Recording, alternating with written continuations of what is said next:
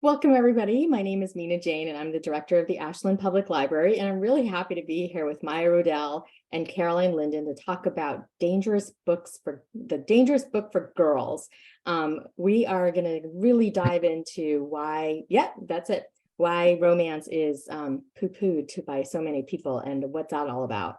But before we get to that, I would like to do a couple things. One is to thank the friends of the Ashland Library who support all of our programming, and to thank a bunch of libraries who partnered with us on this one. And you can see some of the names coming through. But I always say when libraries work together, we can create magic, and we kind of have tonight. So I would like to welcome the patrons of Ashland, of course, and Clinton, Lowell, Tewksbury, Manchester, Rowley, Belmont, Hopkinton, Lexington, Marlborough, Northampton, Spencer, and Canton. So glad you're all here, and I hope you have a great night. I do want to say that you can buy books from Maya and Caroline signed by Bookplate from Bank Square Books, and also from Maya's website, because the Dangerous Book of Girls is on Maya's website, and she can send it to you signed. So I'll put the links for that in the chat as we go on. I am going to ask for people to put your questions in the Q&A so I can keep a track of them, and any chatter, anything you want to say in the chat. So welcome. Oh, okay, I'm so excited about this. First of all, Maya is just an amazing writer, best-selling, award-winning, funny feminist fiction and historical romance. So she knows of what she speaks. Caroline, I'm going to say this right, was born a reader, not a writer. That's how I put the accent or the emphasis in the wrong place. And she's also got a degree in math. So I'll be really curious about your journey to being writing dangerous books. So welcome. Thank you so much for being here. Carolyn is also a best-selling and award-winning author and one of my favorites. Sorry, I should have led with that. You see why I like being in programs with Maya? I can see. Thank you for that. Yes, both of you are just amazing writers who have been doing this for a while and have made an impact in the community of romance readers. So can you tell us a little bit more about yourselves? Because of course my introductions are always slightly lame, because I think it's more interesting to hear from you than from me. So I'm going to start with Caroline, and then we'll go to Maya, and then we'll have a conversation. My introduction is not very exciting at all, because I did not think I wanted to write anything, like including required term papers, until I was close to 30, I think. I had two small children, and we had just moved to a new town. The only thing in town, literally, that I could find was a library, which was 2 blocks from my house, and I could put the kids in the stroller, go there, and have approximately 10 minutes to just plow down the aisles, going like scoop and throwing all the books, all the romance novels I could find into the bottom of the stroller. So that's how I really got hooked as an adult reading them. And then, you know, when you have small children, sometimes you are, shall we say, left alone with your own thoughts as the only semi-adult conversation you'll have. And when you're pushing on the swings and digging in the sandbox, I sometimes would think, well, how is the book that I'm in the middle of reading, how is that going to end? And then it turned into, well, how do I think it should end? And sometimes I was disappointed. So finally, I decided I would write a book of my own, but I was going to be a mystery, because I really like mystery novels too. And unfortunately, my mystery turned out to be how long until the heroine kisses the guy who may or may not be the killer. So I realized that what I really wanted to write was a romance with some mystery instead of a mystery with a little bit of romance. And so that's what I did. And then I met great friends like Maya, who totally encouraged all of my instincts in that direction. And no matter what wacky plot idea we come up with, Maya's like, oh, go for it, that would be awesome. She is the biggest enabler and cheerleader in the world, and that's why I love her. We all need a Maya in our life then. Yes. Here. Well, oh my God, swooning. We all need a Caroline, because she's who I turn to when I need brainstorming help. I try to go to my husband, and he just tells me to have more drama with the hero and his fathers and issues. father and issues there. And I'm like, I don't know that that's what my readers are here for. So then I call up Caroline and we talked through that. And I think, so she's the one that's good at math, but I was trying to do the math tonight. I think we met like 12 or 13 years ago. It was a while ago. It's a When- long time ago. I don't even remember when. I just feel like we're like sisters, like I've known each other forever. I can't remember a time before I didn't have Maya. I remember meeting you and we bonded over being the petite brown haired. Yes, the short brown hair girls. Party. Us with Galen Foley. Kind of like the wallflowers at that party. And we kind of were the drunk wallflowers wandering around laughing at our own jokes. and here we are. We're like a Lisa Kleypas book come to life. Pretty much, except without tons of hot guys following us. Well, yeah. So let's dig into dangerous books. Because I'm just so fascinated with this whole thing. What made you write this, Maya? So as you may have guessed, I've been in romance landia like some time now. And I don't know if anyone here remembers, but there used to be blogs and with comments on the blogs and you would like go check them and someone would say like, oh, romance readers like don't know facts from fiction. Romance readers are like stupid and lame. And I would write these like, you'd lose a morning like writing these comments and whatever. And I was like, at some point I was like, I should probably write a book about this. But the content of my angry blog comment replies came from a lot of studying I did because I started reading romance novels when my mom told me to when I was in college, because I was studying women writers and late female characters in English literature. And she just pointed out I had to read romance. And I was like, no, those are stupid books for stupid people. And I'm like an English major. So obviously I got over that and completely changed my opinion. But I started to wonder eventually like why I had that instinct when, I didn't really know romance novels. I didn't know any romance readers besides my mom, who I loved and respected and still do. So I've been digging into it in my studies and thinking about it and reading so much. And I don't know, it's like when you're a writer, you got to get it out of your head onto the page. And so that was the origin of that book. And it started as my master's thesis, and then I rewrote it to be less boring. But I kept boring. Thank you. But it's interesting that you said that you sort of like was like, oh, romance is stupid, because I made an assumption that maybe Caroline would think that romance is stupid because she's got to take care of her dog. She can't hear me. Hi, doggy. She's putting her earplugs back on. Okay. So I was saying that I made an assumption that Caroline would think that romance might have been stupid because you were a math major. And I feel like, people in the sciences and maths are much more, they have a different perspective about things. So that's really interesting because Caroline, it doesn't sound like you ever denigrated romance. No, I just want to get up front. I went to a very snooty school. I went to Harvard. And so I was surrounded by people who were incredibly smart, smarter than I was for the most part. And my roommate, Julie, was actually the one who really showed me the way. We would go to the bookstore and we would head for the bargain table. She would go straight to the bargain table where the books were like, 50 cents or $1. I can't even remember, whatever. And it was just miles and miles of, romance novels and other stuff. But she went for the romance novels. And I watched her one day. Is this somebody who would read like Middlemarch and then write a 20-page paper overnight and get an A? And I would just be like, are you a witch? Like, seriously, how do you do that? And she's like, no, we're going here to the bookstore, to the Borders. It was Borders for the fun reading. And I said, how do you know which ones to choose? And she says, you pick the ones with the best dress on the cover. And I was like, so no, there was nothing bad about it. To this day, when people say they get grief for reading or writing romance novels, I don't see it now. And later in life, everybody I knew became a lawyer, so I'm surrounded by lawyers all the time.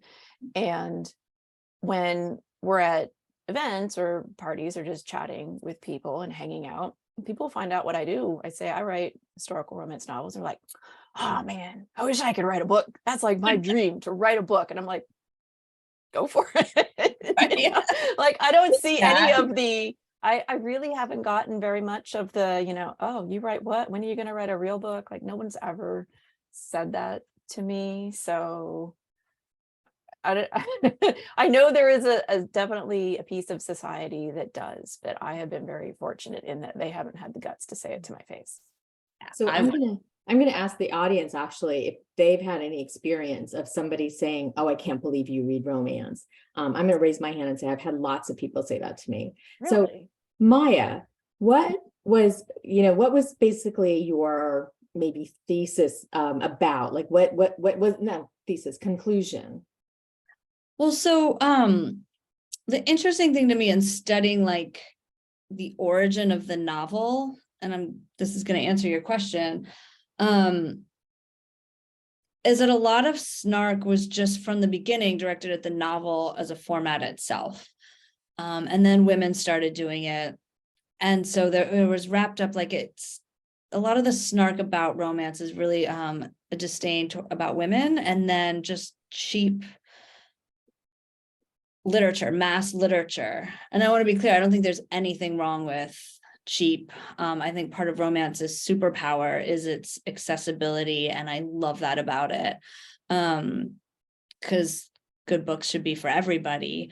But it's the whole like Oscar movie versus blockbuster movie. It's your, hardcover fancy pants Pulitzer novel, and then like what Caroline and I write, which people actually read more and enjoy more. But so that kind of attitude isn't just about romance. I think there's a attitude that favors high culture and low culture, and I think it's all relative there. So my thesis conclusion is that a lot of the angst about romance isn't about romance per se, but about, how we value culture, how we value women, how we value what women have to say.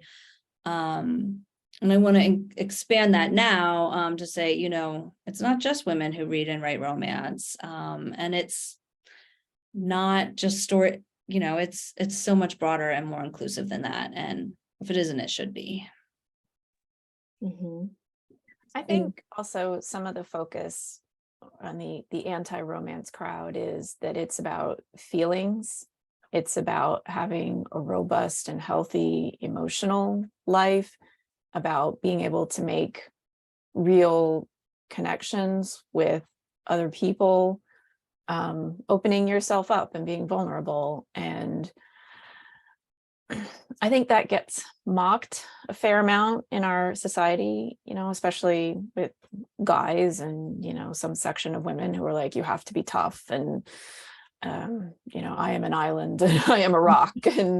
And to write a whole story where you focus on the emotional life of these characters, whatever else is going on in the story, I don't know, I guess it sort of suggests that is viewed as like a weak story, which is funny because falling in love is something that most people want to do. Like most people do not want to discover a dead body in their backyard. Most people do not want to get chased by the mob or aliens or, drop through a wormhole into an alternate universe where, they're being hunted for food or whatever else happens in all these, amazing other stories. Like they're incredible stories, but you don't really want all that stuff to happen to you. But if you say to somebody, did you always want to meet somebody, to find a partner, to have your person or persons where you just know you are accepted, you are loved, you are valued? Most people will say, yeah. So it's kind of funny to me that the one thing that most people actually would like to happen to them in real life are the stories that they tend to dismiss, if they're going to dismiss any stories. That's an amazing point about that and the emotional vulnerability too, because it's also the probably scariest thing any one of us will do on any given day is to put ourselves out there, to really open up, to examine uncomfortable feelings or all feelings or any feelings. Because that's what our characters have to do. Like in a really good romance, you put them through the ringer, and the more stuff they have to feel and work through, the better the book.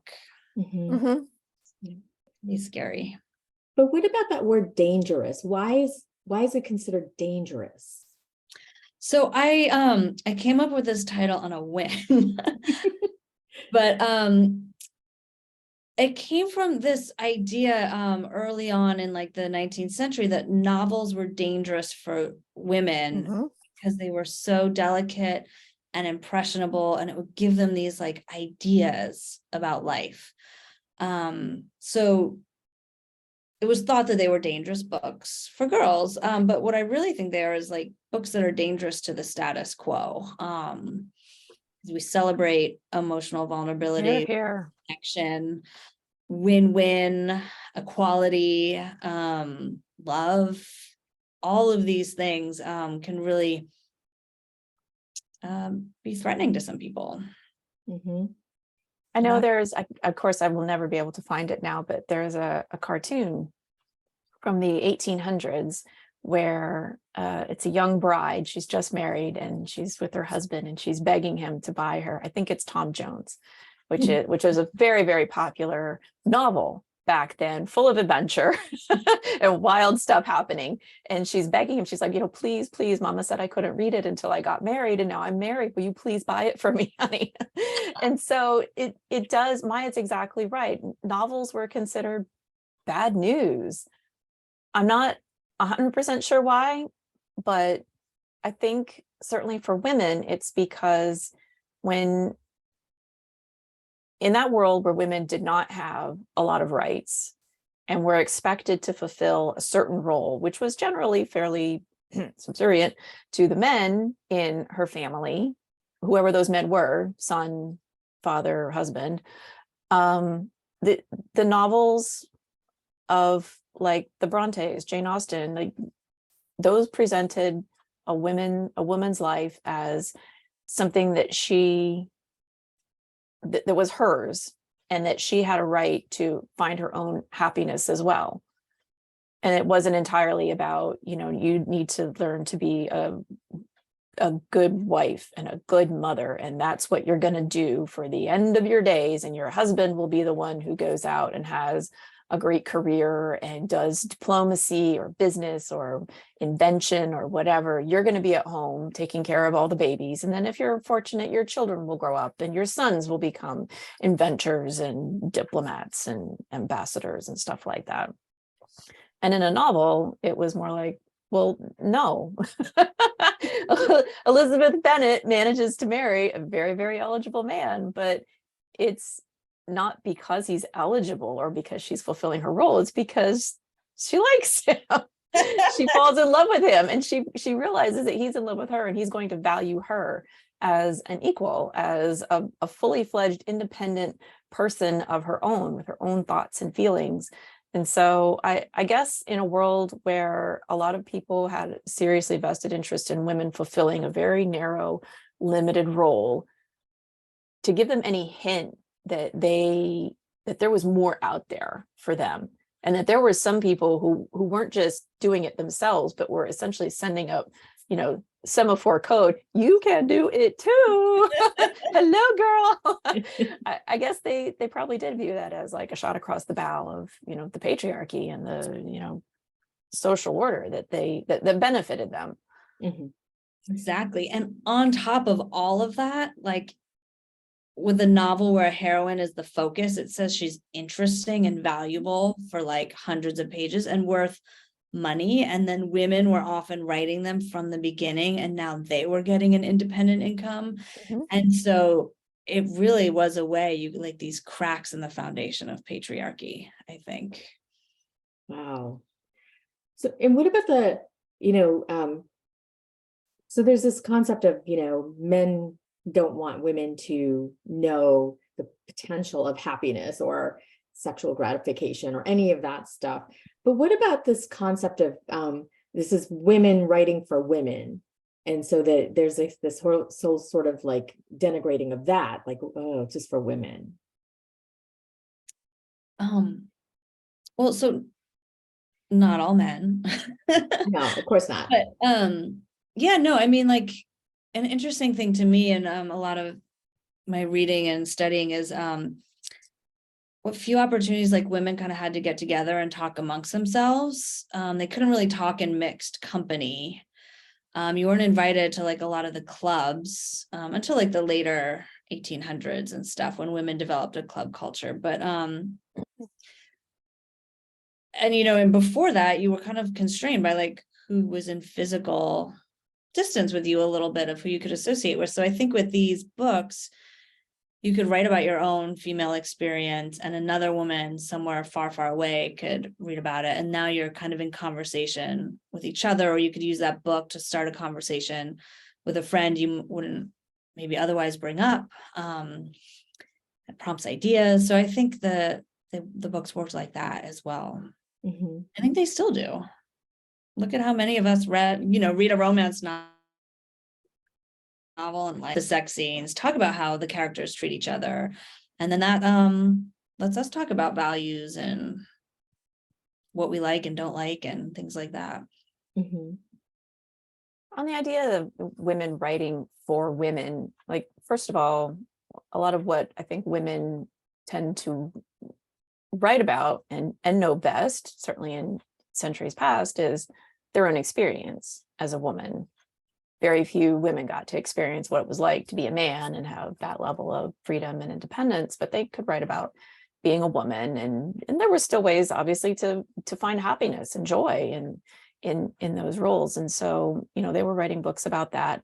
But there were women who did write books that they wanted to be seen as not novels for women, and they wrote them under male names, because I think there was a sense that a woman could not write a book that was good on its own merits.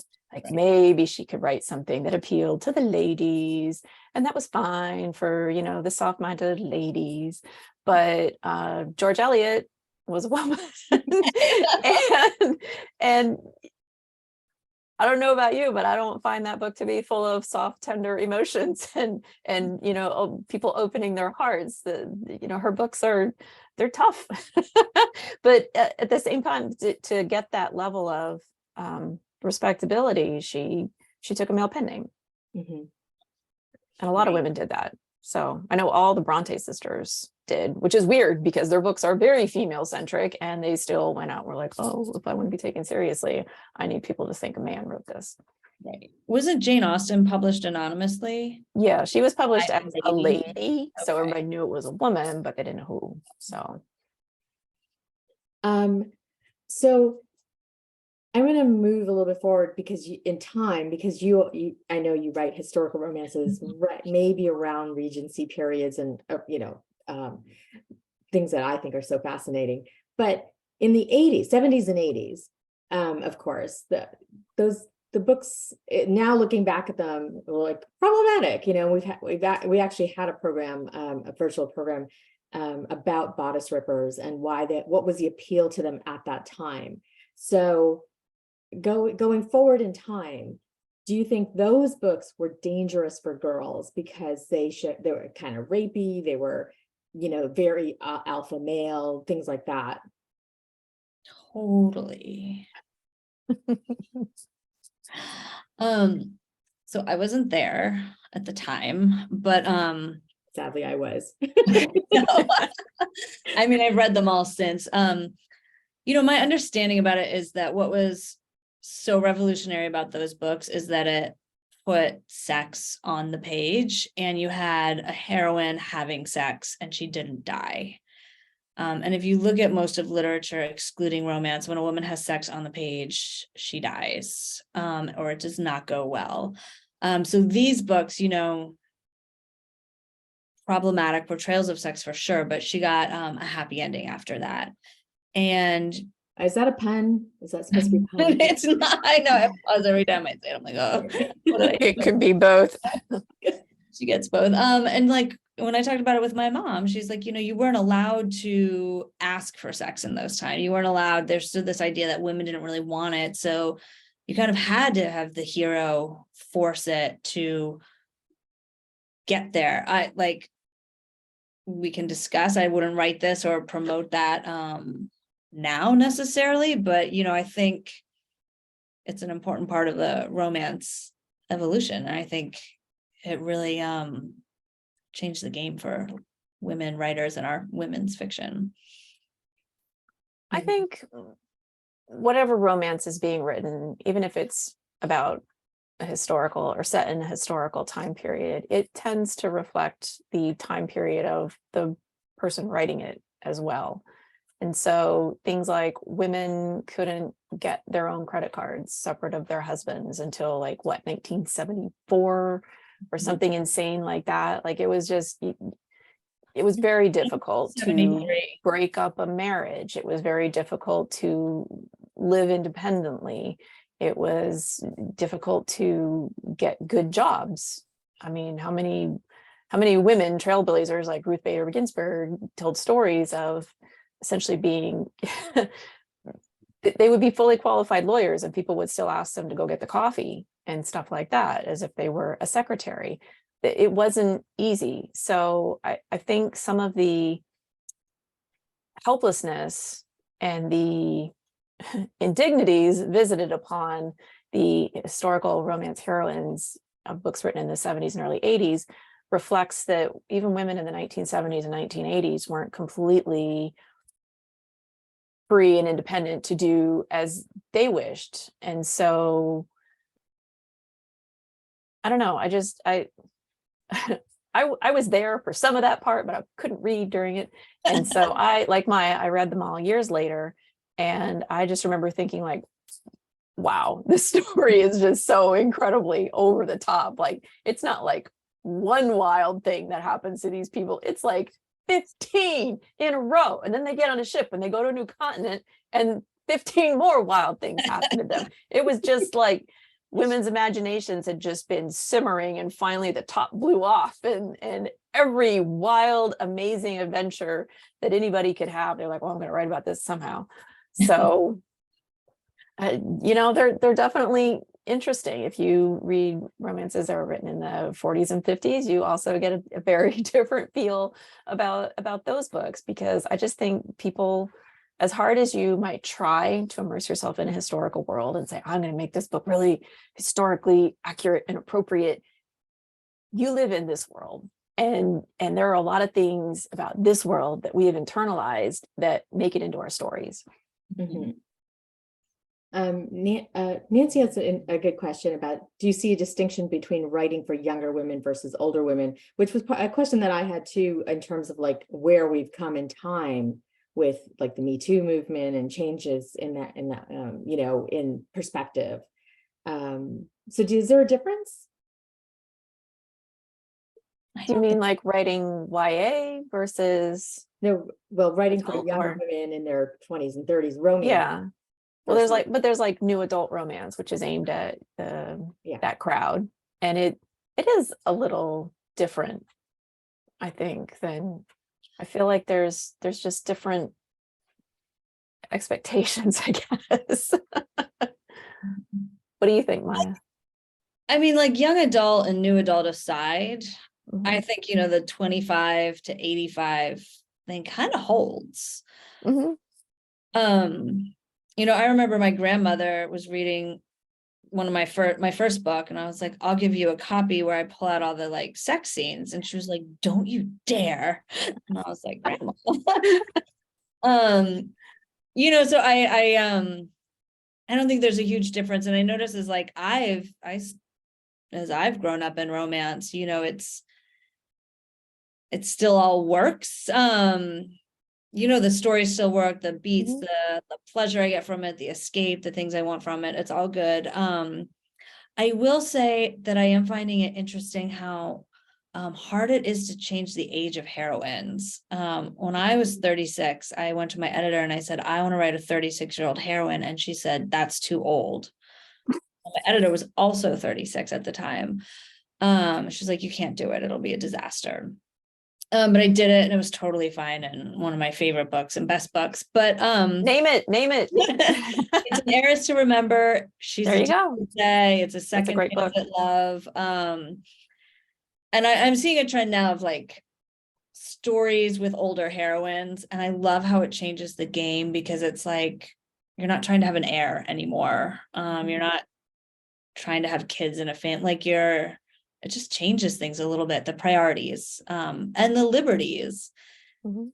The heroine's been married or widowed or whatever.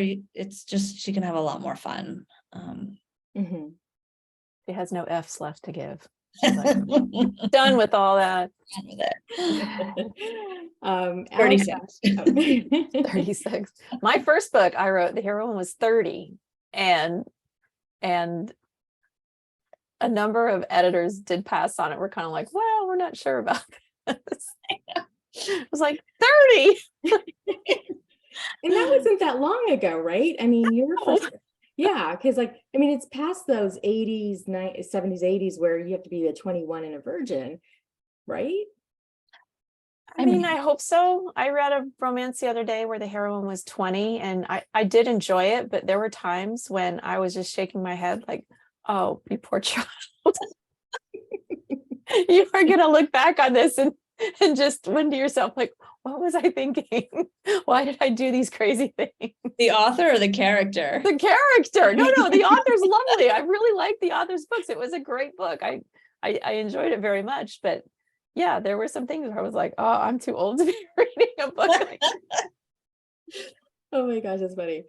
So Alex asks, if the traditional romance hero has to grow and develop as part of their character arc, was part of the denigration of romance for women due to the potential threat of the expectations this would raise about men's behavior? Is it a misogynistic reaction? Go ahead, Maya. I see you need to say something. Okay, I have a half-written newsletter post, Exo Romance newsletter post about this. That's a great way of framing it, and I hadn't thought of it that way. Yeah, so like the patriarchy relies, right, on men being strong and unemotional and like holding that all inside. But to get to the happy ending in a romance novel, the guy's gotta like be emotionally vulnerable, and it's scary and dangerous. So yeah, I'm sure that's like a huge part of everything. Totally. I think it's also the idea that a man would have to get himself in line to really have a successful relationship with the woman he wants, that the burden's not on her to adapt to him, that not that she's going to change him, but that he has to get his own stuff together. And yeah, I can see why some guys don't like that, and why people do say, oh, it creates unrealistic expectations. And I'm always like, just like speak for yourself. I feel like my husband is the total package. Yeah. I'm not writing anything unrealistic. I'm happy. My husband's great. He's terrific. I don't know. I hold out. Good guys are out there, I guess. Guys, take a lesson. You're having trouble in your relationship, read a few books and say, what could I possibly reflect on in myself? And Right. And it's not like also, and there's not like how to do that necessarily, but it's just, I think, seeing that it's okay and you're still yeah, like lovable and respectable and like accepted by your peers and everyone around you. And you're still like You. a guy can still be, a manly man, and it doesn't have to be like, you give up your man card or whatever by being emotionally available to your spouse or your significant other, to your whole family. Most guys I know say they want to have a good relationship and they want to be involved, like with their children. And so I do think certainly modern society puts a lot of expectations on men that's a sign of weakness. And instead, I think what romance novels try to make the point is it's a sign of strength, that you don't have to be the stone pillar holding everything else up. Mhm. You can, you can be form like a flying buttress, with your partner, where you hold each other up, you support each other, you draw strength from the other person being there, and they'll hold you up and you'll hold them up in turn. Mhm. So I don't view it as any kind of sign of weakness, but I think other people sometimes do. Mhm. I think Hollywood plays a part. They show guys like becoming sappy and doing these like grand, ridiculous romantic gestures sometimes that we're like, okay, nobody in real life would do that. But they show it in the movies and the rom-coms. And so Yeah. I think when people think of what expectations a romance novel is giving, sometimes they're drawing in from rom-coms as well, where some of those gestures lean heavily into the comedic part and not the romantic part. You're like, okay, that's a very funny scene. But Yeah, what like romance or a novel can do more than a Hollywood movie can is I think lean into that emotional development. So if you do get to a grand gesture, it's less spectacular and more like, oh, I understand where this is. yeah, I feel like in books, the grand gesture is much more emotional as opposed to a big public display. Right, right. And sometimes, especially in movies, it can come across as really like the behavior is really stupid. So you're like, that's not funny. That I wouldn't want somebody to do that. Or they make the guy seem really dumb. Yeah. And Yeah, the that's not suggestion really- is you're, stupid with love, but like, you don't have to be stupid. Just the love part. Nothing, Right. So I'm going to come forward now to like maybe sort of currently, we went through the Me Too movement. Hopefully that will, stick. But romance is a multi-billion-dollar industry. It has increased its sales in the last few years, in fact, due to, during COVID. And it's really one of the highest read subgenres ever at all, right? So what does that mean in terms of who we're reaching? Because somebody said in the comments that, older women have the money and time to buy books, but I think it seems like more and more people are reading romance now of all ages. I think so. It's always been big across all age groups. And I think what I've noticed, I'm glad it's growing. I think, and it's growing from like huge to more huge. But the shift I've noticed is that like we're talking about it more openly and like there's more media coverage around it from just more general sites. Like before we would have like a lot of really like niche romance review sites that we would go to find out about books. And now like Bustle or Oprah or whatever. New York Times reviews romance novels now. Reviews romance novels now. So it's made it easier for more readers to find it. And then I think more comfortable for them to say like, I read this, you might like it. You can't make fun of me because I learned about it from the New York Times, and they're okay if they say it's okay. For better or for worse. I'm personally a big fan of the book talk, but book talk is huge. I think that's where, I have my kids are in that age demographic, and yeah, TikTok is influential. I think TikTok is where people see stuff and they say, oh, that's cool. Sometimes it's stupid stuff they see on TikTok they think is cool. It's like, no, don't eat the cinnamon or whatever, or the Tide Pod. But a lot of times they do see stuff. There's all kinds of stuff on TikTok, right? And, my daughter's like, oh, I learned how to clean something the other day on TikTok. And I'm like, wait, what? How many years did I try to show you how to clean stuff? It took a 2-minute TikTok video. You were looking sold. So but what we're seeing is that the reach is further to all ages. And, one of my questions really was about inclusion. There's so much more diversity in romance books now too. It's reaching a bigger audience there as well. Would you agree with that? Yeah. But I think that readership has always been there as well. We just didn't see ourselves in the books. Yeah. Yeah. Yeah.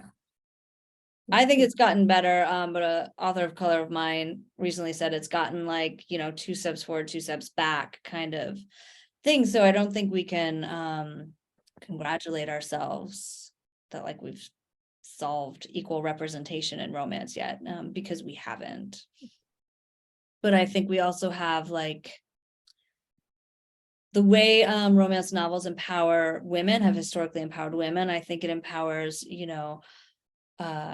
marginalized communities and groups to really like tell their own story on their terms, to show themselves how they want to be portrayed, and to use these books to find community the way they've been used like that for ever, and then to show like we're a force to be reckoned with.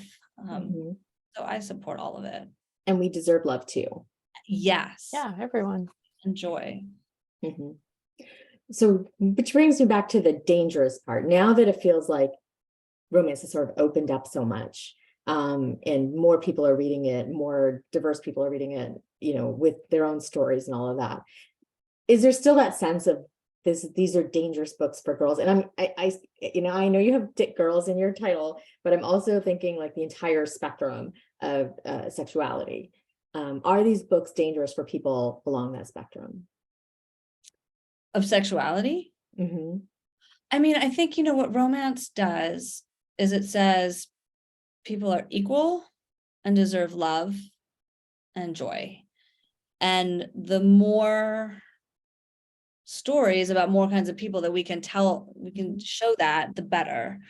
So I think it works for queer romance, romance featuring characters of color or by people of color.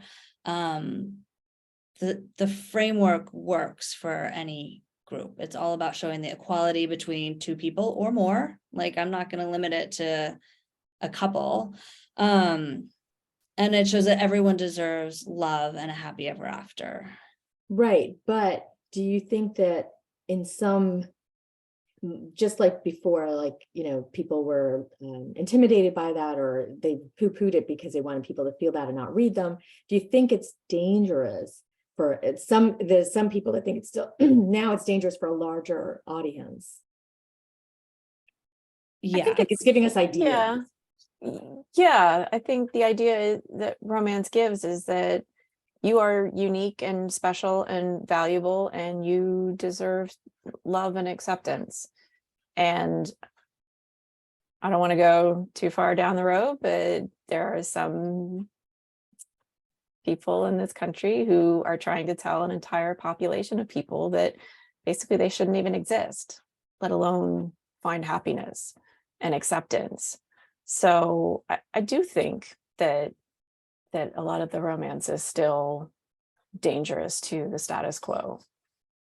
I think it can be very dangerous to white supremacy. And I hope it is. But at the same time, it can be used the other way. So yeah, I think it definitely has the power to still subvert the status quo, whether it's patriarchy or white supremacy or all the jumbled up mix of that. And that's the romance I want to champion. But it can also be used the other way. What do you mean the other way? I'm nodding, but I'm not quite sure I understand. Every time we reinforce, for a while, there was a fight among romance authors many, many, many years ago to define romance as one man and one woman. Oh God. I remember that. Wasn't that long ago. It was a big fight, and we landed in two people, or we didn't go there. I forget where they settled. I think it landed on two people, but that didn't last for very long. They were pretty quickly shouted down that no, there could be. Why limit it? We can as authors, when we're choosing who our heroine is, who the hero is, who the love interest is for either of them, we're kind of making a statement about who's worthy of love. And we're making a statement about who is worthy of a reader's time investment, their financial investment, their emotional investment. And so we're making choices in the characters we choose to feature, in the stories we choose to tell, and how we choose to tell them. And then readers are also making that choice with the authors and stories they read. And so I think it's up to all of us to really try to move that to a more inclusive, stories and authorship and readership. Mhm. I just think, going back to your point, Mina, that more and more people are reading them and the reach is extending and through new tools like Book Talk. I think that the more people read it, the more people will say, hey, I have an idea. I want to write a book about somebody like me or like my friend, or I just have this great idea that I want to write. And the more people are thinking about it, the more diversity of voices and viewpoints you're going to get. And that only makes the romance world richer and more beautiful, because now, like I believe romance is for everybody, period. And the more people who believe that they are valuable and worthy of that kind of love and closeness, I think that's just all to the better, right? You see how many people have mental health problems and how the surveys of teenagers say, I feel so alone, I feel isolated, I don't feel like I have any friends. Like, it's obviously a very human desire, a very human craving. Like, we all want to feel companionship. We're very social creatures for the most part. Even me, who doesn't leave the house for like 5 days in a row. But you still need that emotional connection and feedback with somebody somehow. So I think romance novels are tapping into a yearning for that. Mhm. And Right. I want to touch on something you said, Carolyn. You sometimes you don't see yourself in a story, or you don't see the story you want to read, and so we start writing it. And that's how so many romance authors I've talked to got started. And I think it's so important when you see that there's an author like you that's doing it, so you can say, there's a pathway for me. There's a readership out there for this. So I think it's so important to kind of like those authors to be a beacon. And then this is also hugely important to have like tools and a community and a culture to move an author from aspiring author to published. And for a long time, Romance Writers of America served as that for many, but not all romance authors. And so I don't know if there is that today, but I think that's a really important thing I would love to see in the world is just those tools that help these stories get told and published, and that the authors are compensated fairly for them. Mhm. I also Absolutely. think it would be good for readers to know that there probably is a lot more diversity of stories out there. It's just, there's so many stories, period, that it's really hard to find the ones you want. When you shop for books, you're shopping in a gigantic warehouse that has tons and tons of stuff. And it's almost guaranteed that there are some books in there that you will love. The problem is, how can you find them? And now that everything is so online and you're not reliant on your local bookstore having it on the shelf for you to even know it exists, I think for readers who are looking for any particular story, I would say, keep digging, keep looking. There's more and more stuff out there. There's more and more people are writing different kinds of books. People who wanted to be writers, who maybe thought, I have to write a certain kind of book. I can only write a young virginal heroine, and he has to be titled, he has to be a duke, and but really inside they wanted to write something else. I think as the publishing world expands and some of the old guide rails fall away, people are saying more and more, well, I can write a story where the heiress falls in love with the footman and they run away together and are very happy. I can write a story where the well-to-do girl who's going to be a lawyer falls in love with the garbage man, and they have a great life together. So I think as more and more people enter the marketplace as readers, those markets grow and are created, and the people who write those stories, who take a chance, like Maya will probably remember a few years ago, publishers and editors would tell authors, like, essentially, you'll kill the book if you don't include these elements. You can write it, we'll put it out there, it won't sell anything, and then you'll be sorry. And nowadays, I think people are taking more of those chances and putting the books out there and saying, I think the market is out there and I think I'm going to be able to find them. Mhm. And I hope, I hope the readers out there who want more variety and different things are really looking for them and taking a chance on, a book that's close, buy it, buy it and read it. Maybe it's not your ideal, but it'll be different. You'll support, you're encouraging authors to branch out, when you read their books in KU or get them from the library or buy them. It's all good to us. And cheers to all of that, and cheers to librarians who can help you, can be your matchmaker to help you find what you're looking for. Yeah, find yourself a librarian who loves romance, like Mina, who can be like, hey. That's right. I've always thought of myself as a bartender, a book tender, but now We'll I'm hear- being the matchmaker. Look it up, whatever you want. There's probably something out there. For Keep romance. looking. Yeah. Well, also, I think the rise of self-publishing has created a path for a lot of writers that they didn't have before. There's not the same Exactly. guardrails as there Mhm. were. And so Yeah, that that's has part of what I meant. exploded. We have a program coming up on monster romance. We had one a few weeks ago and it was so popular. I was like, we have to do this again. And I never read monster romance. All of a sudden I'm like, wow, I got to get into this. So, there's just always something new. Stories are always available, there's always something. I'm going to just get through some of the audience questions because I don't want to miss them. Elaine asks, is there anything you wouldn't put in a romance book? You personally, I think. I can't do The Secret Baby. I just can't. Thank you. I feel like that's too big a secret to keep. But I could see somebody engineering a circumstance where it was a secret baby. It was like inadvertently secret, like she thought he was dead. And that's why she didn't tell him. But that one's it's just not for me. Related note, I would say, and maybe I've done this, but I wouldn't do it anymore. The pregnancy scare that forces a marriage. That feels a little too raw. Choice taken away. Yeah. Thank you. Somebody wants to know if your spouses read your books.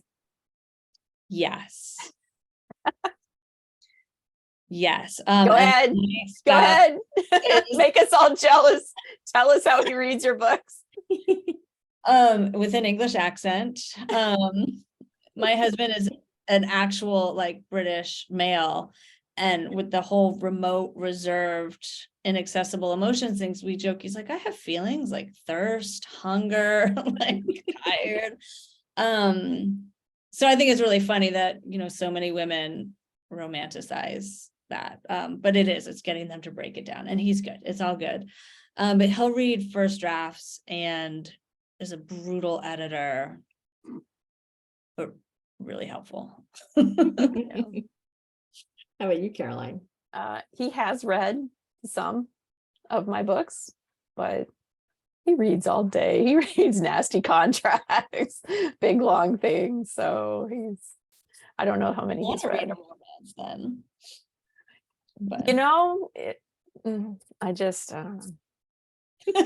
I'm trying to trick him by like putting books on the Audible account and figuring maybe he'll open one up one day and listen to it on his commute. But there you go. He's pretty tough to fool. Angela asks, speaking of the perception of romance as a genre, what do you think of the USA Today article about the formulaic nature of romance making it the perfect genre for AI to write, ignoring the fact that all other genres have formulas as well? Why do people want to use AI to do things that so many people in this world want to do? How many people do you know who say, oh man, I want to write a book. I wish I could write a book. Like that's my dream, to write books. Why would you make AI do that? Make AI write your business emails. Make AI write like the crap stuff that you don't care about, that nobody wants to do. Just Don't take the fun. Why would you want an AI to like create a movie for you? You know how many people want to create movies that will not be derived from everything that's been plugged into it before?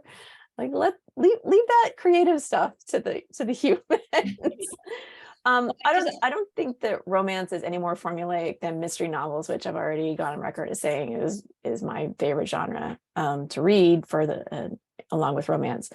There's a formula to almost every type of fiction, except Game of Thrones, where he pretty much stuck his thumb in the eye of the formula, and that's how that turned out. I don't know. I don't know why people would want to do that. There are literally millions of people writing and publishing books in the romance genre. Why? Laugh at like the lengths people will go to not pay writers. Like, it's amazing. It's unbelievable. Problems in the world. And I have to tell you, the tech guys are going to want to get paid for that AI. So it's not even going to be cheap for long. Yeah. And they'll get paid more, which kind of Yeah. stinks, right? Yeah, it'll be like, oh, it's this custom product that, you put in all the inputs. I think that readers are also very savvy. Like, we want to know that our stories are written by somebody with authentic, feelings and, thoughts and stuff like that. Well, it goes back to like, especially with romance, it's the human connection. And like one thing I think romance has had as long as I can remember is like, you can go talk to your author in real life at a book signing or now on social media. And it's just this very like, of course we're all gonna revel in this love we have together. And I think we'd all just be really missing out if AI was part of that. I agree. I completely agree. I mean, like, romance readers become so upset about like some, kind of, like if somebody sent a book plate instead of signing the book themselves, kind of things. So how would we feel if we found out a book wasn't actually written by a person? That'd be so gross. Yeah, I would be very disappointed and angry. Why? Yeah. Jennifer says, how has the marketing for romance changed over time? We talked about this a little bit earlier. And do you think it's changed for the better? Oh, wow. How has marketing changed? Well, there used to be things like magazines. There was a monthly magazine called Romantic Times for many years where I remember it because I think I'd only had a couple of books out, and a woman came up to me at an event and she didn't know who I was. So I introduced myself and she said, "What's the title of your book?" And I told her and she kind of went, okay, I'm not going to remember. Was it reviewed in Romantic Times? And I said, yes. And she goes, okay, I buy all the books reviewed in Romantic Times. And like, that was her shopping list. They would review and whatever. I think she said like, oh, if it got 4 more stars in Romantic Times, I just always buy it. And I buy a lot of 3 stars too. And I was like, all right then. Seriously, my mom would do that. She would just buy every like 3, 4, 5-star rated historical that month. Read them. Yeah. And that was it. There was no like blogs. But that was obviously a very limited set of the books that were put out. I mean, Romantic Times reviewed a lot, but they couldn't get to every book. And that was even before self-publishing really exploded and the number of books just went. So now I think you got to be readers. The burden is more on readers because unless your name is Julia Quinn, you're not getting a whole lot of publicity from your publisher in terms of reaching a really, really broad audience. And so it has shifted more from publishers have cut their budgets. And so it is more on authors to reach out, which is why all authors are on the social media platforms, even the ones who are shy and introverted. But it's also shifted onto readers. I think readers have to learn to know your keywords. What kind of books do you like? Romance is really great at dividing things into tropes. We tag our books, straight up tell you this is a road romance. They get stuck in a cabin, they get snowed in, there's only one bed. Like we just label it on there. So if a reader really searches, I think, and really knows what they're in the mood for, they should be able to find their books. But it's definitely not as served up to you the way it once was with like magazines and reviews in the paper, and like, there's no way any review site could get to all the books. Right. But there are still some good ones out there. What do you think, Maya? I think all of that is correct. And I had thought about, how much it's on authors to promote their books. But Carolyn makes a really great point of how much of it is on the readers now. So what I find useful, besides, again, your local library and romance-friendly librarian, there's bookstores like the Ripped Bodice, where it's their romance. That's what they do. And you can sign up for their newsletter, and it's okay. It's a little more curated. There's other tons things- of sites. I mean, there's certainly like there's groups for whatever kind of whatever genres you want to read. There are groups on Goodreads. The bigger romance sites like All About Romance will definitely Good night. I'm on a they live. provide lists of books by genre, by topic. There are a number of sites like, oh goodness, what's it called? I think it's called Shepherd. I can't find it now, but there are definitely a lot more sites coming out for books that are attempting to organize books and sort them and let you know. And obviously, if you have a favorite author that you really like, you should sign up for their newsletter and find out. And if you don't want to get newsletters, you can follow them on Amazon or BookBub if you want to find out when their books are on sale. Some authors, like I think Julia Quinn still recommends a historical romance, I think like every Monday, maybe. But romance-friendly bookstores will also be able to provide you with a list. If you like X, here's 10 more books that we think you'll really like. And there are a lot of sources, you just kind of have to go looking a little for them. You're on mute. And I have a cat face too. I think you're right, though, that it's more on the reader to find the authors and the books that they like, as before it was. But there's pros and cons to both. Like, I was really, as much as I hate Twitter, I love Twitter because all of the authors that I love are on it, and now they're all over the place and I don't see them anymore. So it's been a fracturing of like that one place where I knew I could find anything. So we are actually about out of time, and I did want to ask. Did we get to all the questions? I just see people with questions. Let's see. I didn't get to. Are we good? Okay. If you don't mind staying for another minute or two. No, fine. I'm okay. Lisa says, how do you think authors will address Roe v. Wade being overturned in books going forward? And this sort of is an interesting question for me, because I think, how does romance in general deal with upheaval in the world? I did a panel at the Boston Book Festival last fall, and somebody asked about a question similar to that. And I had just read, by coincidence, 2 books like in the month previous where they had been written during the pandemic, although they were not set in the pandemic. So one of them was a contemporary, but it didn't mention the pandemic. And I noticed that a lot more characters were having mental health issues like anxiety and depression. And I couldn't help but think that like that's the pandemic, like that's the world around us seeping into authors and expressing itself in our stories. And so I think the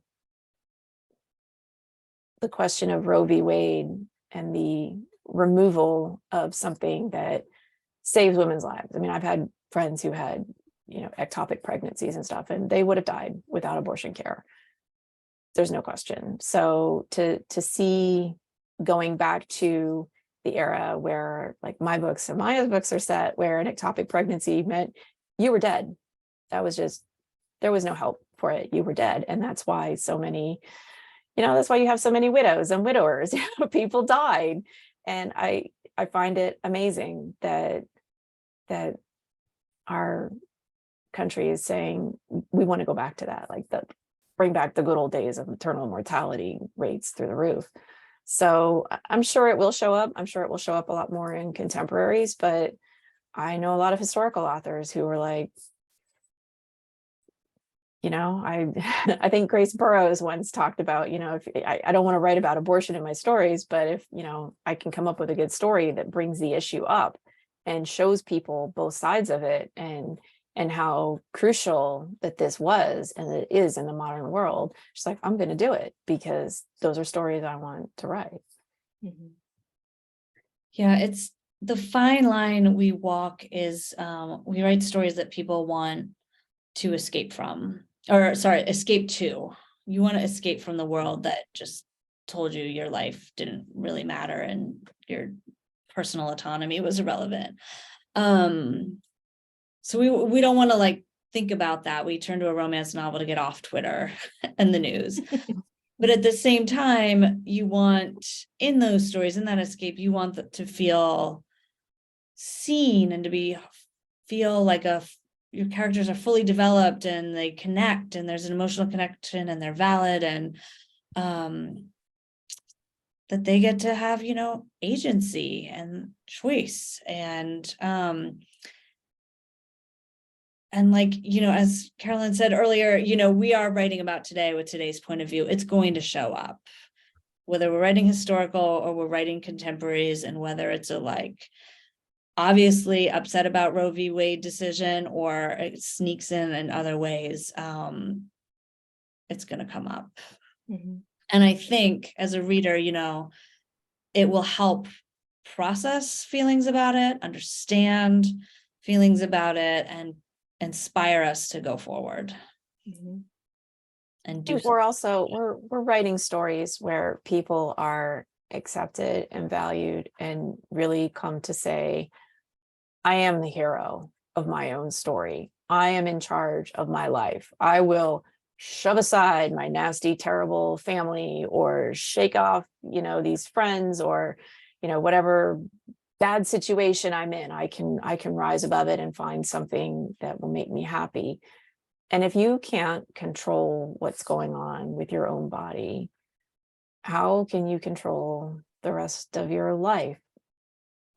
So I just feel like personal autonomy, being able to make your own decisions is such a huge part of the way romance characters find their way to that happily ever after state.